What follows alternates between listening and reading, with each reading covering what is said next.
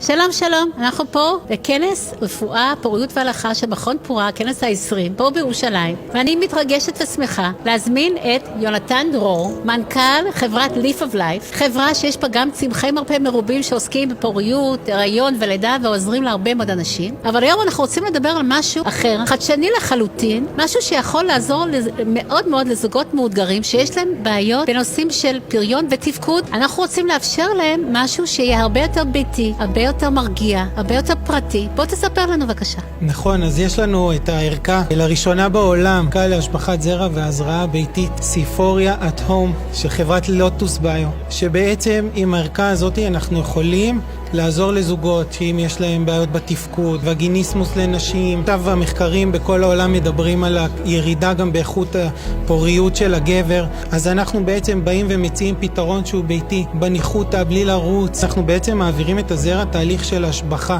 אנחנו בעצם עושים תהליך של הפרדה בין הזירעונים המתים לזירעונים החיים, ובסופו של התהליך של ההשבחה זוג מקבלים זרע בתוך מזרק שאיתו אפשר לעשות את ההזרעה לבד בבית. זה בשורה גדולה, כי באמת ההשבחה זה בדרך כלל תהליך שעושים בתוך מעבדה, קובעים תור, מחכים לפחות שעה, יש סנטריפוגה, יש כל מיני תהליכים שצריכים לעבור, ופה באמת אתם מציעים משהו אחר לגמרי, גם ברמת התנאים, הסטינג, וגם ברמת הטכנולוגיה. רציתי לציין גם שטכנולוגיית סיפוריה להשבחת זרע היה יחידה בעולם שמתאימה גם כן לטיפולים בבית החולים, וגם כן להשבחה והזרעה במרפאת הרופא, וגם להשבחה והזרעה ביתית. היחידה שקיבלה אישורי FDA, CE וכמובן אישור משרד הבריאות. ממש תודה רבה, בשורה מאוד מאוד גדולה, ובעזרת השם שאף אחד לא יצטרך אתכם.